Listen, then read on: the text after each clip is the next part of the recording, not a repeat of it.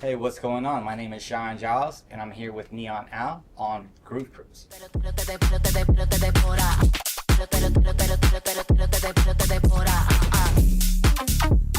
So, how's it been your first few hours on the ship? Overwhelming. This is crazy. It is wild. You had a lot of friends that played here before, so I'm sure they Oh, told yeah. you what it's I about. but honestly, walking into it is a whole different thing. What they explained and everything, and it's so crazy walking in it and it being like so big and inside. I expected like a cruise, like you just walk in and everything's outside and you're like on a boat. It's a very. This is my first time being on the cruise, so this is all cruise period. Cruise period. Okay. Yeah, so it's very shocking to me. So this is gonna screw up the rest of the regular cruises for you, and you can never do a normal person cruise again. I don't think so. No. No. Okay. So what are we looking forward to the most these next 4 days? Honestly, I'm hosting a soccer thing tomorrow. I'm really stoked about. The kayaking adventure, I'm stoked about, and then also just playing amazing people. And I got a bunch of brand new music that I want to play this week and test it out. So I'm really stoked on that. Is there a not to miss set? If you have multiple sets going on, but which one would be the one to catch? That's kind of I don't know. So like I don't know which one I'm gonna walk into. It's gonna be busier because one I might be against Seven Lions, and then the other one tonight it's a smaller stage. Yeah. Then it might be more packed. So I don't know. I brought like 3 or 4 different style sets with me. And I'm just gonna like figure it out when I get there, kind of. Yeah. And like play to the crowd. So, because I'm playing the main pool on Saturday, but I'm playing a smaller stage tonight. But I feel like the main pool might be slower. Yeah. Because I'm against Seven Lions. Sometimes some of the smaller stages are just like super I crazy. Love it, man. I mean, that's why Boiler Room blew up this year. Yeah. Everyone likes the intimacy and hanging out and going close. And yeah. I like that too. Yeah. I feel like the energy's there, and it just makes it. And you're literally like next to everyone. You know, they're like sweating. Sometimes that's cool. Sometimes it's a little rough. But when everyone's on the same level, it makes the night so good. Like, and also just me, I love. It's also just kind of like it adds to like the visuals, like people there vibing, rather than just me. I like people like focusing on everybody just having a good time, rather than just staring at a DJ looking at his thing, like focusing on that. So. Yeah. So, did you bring any of the themes since it's your first cruise? I'm guessing because you're a virgin, you didn't, but did you? I did not. To be honest, I'm so anal about like how I pack and how little I pack. I'm very like to the book where like I just want to bring what I need. Yeah. And I've over touring the last 5 years, like really dialed it in, and I really like pride myself on how I pack. And I didn't want to add any extra costumes or any fluff. That sounds weird, but I think that's my ADD. So, since we're here on Groove Cruise, if you had to choose a theme that everyone had to dress up as, what theme would that be? I don't know, something like majestic, where everything's super like have wands and capes. Something majestic. like some, I don't know, like Harry Potter and stuff like that. Harry Potter! Harry Potter one or something. Awesome. And if you could sail anywhere in the world, where would you be steering this ship? Maybe Seychelles? What? The Seychelles Island? Okay. Awesome. So, Jason, you heard it here first. So that's where we might be going next. Amazing. We're really excited about next on. I was checking your preview on Instagram, and it felt very, very tech house, which I really enjoy. Could you tell us more about the song that's coming out? So the song is called Pecadora. It's my first Latin song I've ever done, ever. Ooh. And so I'm kind of like a bass house, tech house, progressive house mixed into one. But I'm just really trying to dial down my bass houseness into more like everyday listeners like sound. And so I've been trying to add like a little bit Latin influence with tech house. I don't know. I feel like it's Hugo, like the DJ Hugo and Skrillex. So I feel like if they like teamed up and made a collab, this would be that. Because it has like some Skrillex sounds and it has the vibiness of Hugo. It's got that Latin influence, obviously. Are those two artists that you take a lot of inspiration from? Right now, yeah. I mean, Skrillex has been my guy forever, and then Hugo just has really blown up in the past 3 or 4 years, and I've really grown accustomed to what he's been making, and I really love it. And that whole vibe right now is just really taking off, and it's hard not to like follow the trend when everyone's so in love with the whole. Yeah. It's so like that's what I love. It's really hard. It's not like DJs chase trends, but we just love to play what everyone's vibing to at that time. So it's like, yeah. That's cool. So we just heard your direction, but also your last song in December, Shorty Go. I personally loved it a lot because of the rapper voice, and I thought it was different from your previous one. Could you? Yeah, Shorty Go is like very taking back to my roots. Where like me, my old producer, like I used to be in a duo with this guy named Noctu. Like everyone knows him now. He's blown up. Hey, with this guy named Abdul. Yeah. Do you know him? Yeah, but we started doing it when he was like 16, and we were doing trap music and stuff, and we've kind of like grew up together and had influence and club influence, and we're always like local DJs in the club scene and stuff, making club records. And with Shorty Go, that's definitely like from that era. Shorty Go is great. I love it. I just really don't think like that's what everyone's playing right now, so I don't think it's doing as well as like I think Pecadora is going to do, because that's just like everyone is playing like that style right now. And we noticed you've been releasing a lot on Denmark since last year. Could you describe your relationship and how that grew? Okay, so I got signed with Tiesto in 2019. That went great. I made amazing opportunities with that. And he got me my collab with like the Chainsmokers, and that kind of just blossomed into like getting bigger. And when my deal was up with Musical Freedom, I was just a free agent, and then I got a DM from Steve saying that he would love to have me sign a couple songs with him, and I sent him. First one I sent him, he actually signed, and then ever since then they kind of like brought me into becoming like one of their. What Dimac, what I love is like they really try to make like it a home for the artists. I feel really at home with the artists.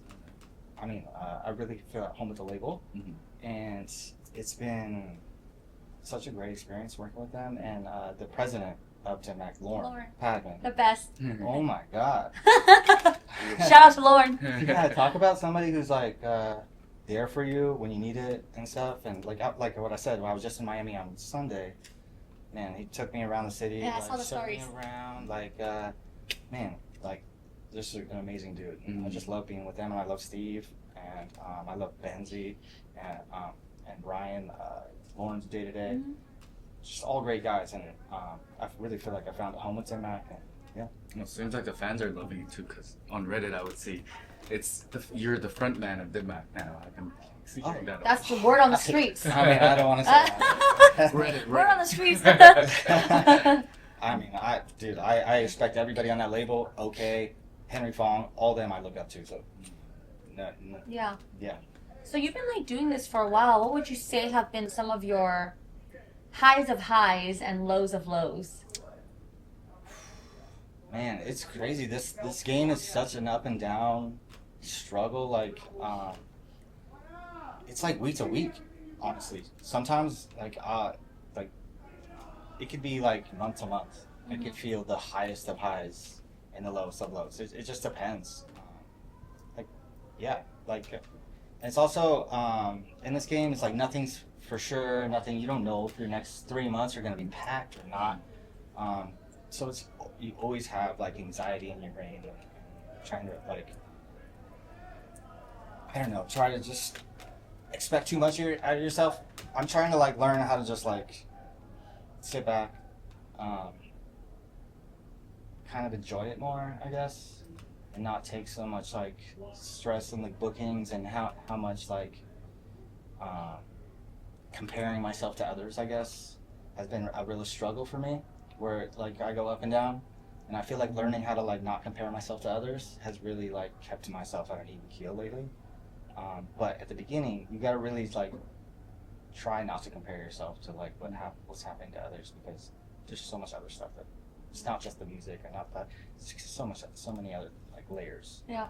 nobody sees. And I think that's like important for, you know, a more established artist like yourself to talk about, because newer folks, they struggle with that even more, right? Yeah. They're like, am I meant for this? So like, how do you cope with that? What are some of the things you do to cope with that comparison, right? That self-doubt and that negative self-talk?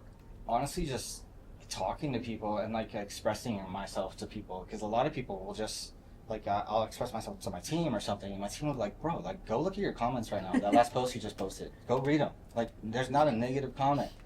So like just like stop doubting yourself. You're not him. Stop comparing yourself to him. You're you. You're on your own path. Do you? But they've been doing a really good job. My wife's been doing a really good job. Like I'm surrounded by good people. My mother's a great mother. I'm okay. You've mentioned Chainsmokers and obviously Tiesto, but were there any good lessons you've learned from those producers or your collaborators that you would like? Yeah, actually, yeah. Tiesto has really, when we worked on music together, he was always. I guess when I started making music and I was turning it in, I was turning it in and I was doing too much. Put too much in there, too many sounds, too many and really what Tiesto taught me is like simplify it. Like he just kept saying simplify the melody, simplify the melody, simplify this, simplify that, and I feel like it's really helping me. Like, so I'll finish a song and what I do instead of like what I need to do more, it's like, all right, now like what can I take out? What can I take out, and then what can I take out more? Like, and then when like I get the entire song stripped down and it's still sounding like big, that's when I like put it out. And I feel like that's hits more because like the normal listener doesn't listen to like an skilled producer listens to. Like they're very like they just want to hear the melody, they want to hear the idea of the song, and if the song's good, they don't really care if you added this little sound with that and that. A lot of the time it's just distracting to them. So that's what I've learned from like Tiesto. And you've also mentioned your direction going from bass house to something like adapting to new trends. How would you go about that while staying true to yourself? Slowly, because what I think Cheyenne Giles is like his own sound. I do have my own sound that people always say like, oh, when your song comes on in the club, like I already know. I could tell before I hear it. It's like a Cheyenne Giles song. And so I'm trying to keep that layer of me, but then still try to be a little more like what's in the pop, like the populars now. Like it's, I don't know, it's really hard to do sometimes because I'm trying to stay true to my sound and stay true to what my original fans like, but I also have to mature and grow as an artist and try new things. And at first, because this is like, I've only been signed since 2019 and this is my first kind of like go around of like getting hot, is like you gotta evolve. You can't just stick with like, oh, I blew up on this sound, so like this is my sound and this is gonna be my sound. You have to like evolve with the times, and I'm learning that now, I feel like. But it's crazy is because when I was growing up, when I like I first heard Benny Benassi like Satisfaction. Oh my god, I just wish that like the next Benny Benassi song I opened up sounded just like Satisfaction, but it really like it didn't. So like that's what in my head I was like always like when I ever get big, like I'm gonna have like my sound and it's gonna be my sound. And it's hard because you can't keep making the same song 20 times. Yeah, right. It's true. Like I mean, Fisher, how many times did he do the losing his sound? It was only once. Like he hit a good one and then he moved on. So like I respect guys that can do that. Yeah. That's what I'm trying to do now. What would you say is your definition of success, and do you feel like you've hit that yet? If you ask me on different days, I'll probably say different answers. Honestly, some days I'm feeling good, some days I'm feeling down. Money, sometimes it's sometimes I'm just really happy and I look around and I'm like, man, I have everything that I freaking need, like everything. Like I'm happy, I'm healthy, I have a roof over my head, I'm good, I'm traveling, I'm literally, when I set out to be a DJ, this is what I dream. I'm traveling as a DJ, agent, managers, a team, like this is what I dreamed of. But still, like, it's crazy because I still have so much farther to go. And so, like, you still never satisfied. I'm always stressed out. Mm-hmm. So I think we that like you take some of the yoga classes here or something. Yeah, it's to somebody they think like to like a local DJ they're like you made it, but to me I'm like still barely out of a local DJ like gee. My thing. So like, there's such a different. There's just different levels to this stuff. So like, I don't know. I guess now my goal is to like, I built my team to about 6 or 7 people. I want a team like Garrick's now, like 30, 40 people in the freaking boardroom, getting ready for Ultra. Like, like, so I guess just setting goals higher and higher and higher. What would be a couple of those kind of end goals for you, if you don't mind sharing with us? My end goal is just to be happy, honestly, now. Back then, like, when I first started, like, when I blew up, like, obviously it was like, oh, I want to be the next Martin Garrix. As, like, as time grows, I'm like, man, like, I just want to make music that people like, that resonates with my fans, and if I can make a steady, good living on it, I'm totally going to be happy with that. Because of a lot of it, it's a lot of stress. Once you get to a certain level, there's a lot of stuff that comes with that. A lot of hate on the internet. Might or might not want that, right? There's a poor like my roommate Knock, like he's blown up, and I see he used to get nothing but good comments, and then he's so big, they try to like beat you down. So it's like I feel bad for him because he's such a good guy, and ISO and Knock have done such a good job in their careers, and it's even sad for me to watch their comments sometimes because like I know how hard they work and how good they are. I don't want that on my comments. I'll get hurt. And for a lot of the aspiring producers and artists out there, what kind of advice do you have for them? Just give back to the DJ community. You're never gonna get big unless you're like putting out music.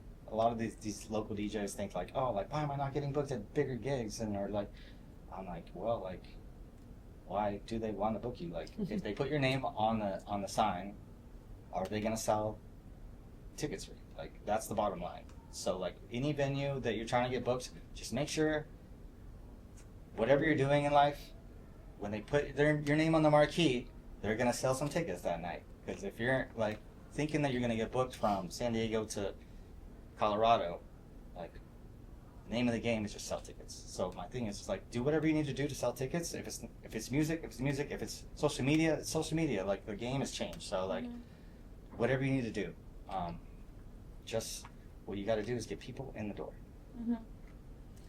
What's 3 words that those closest to you would use to describe you? 3 words?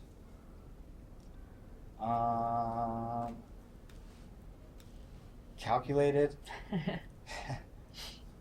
quiet, and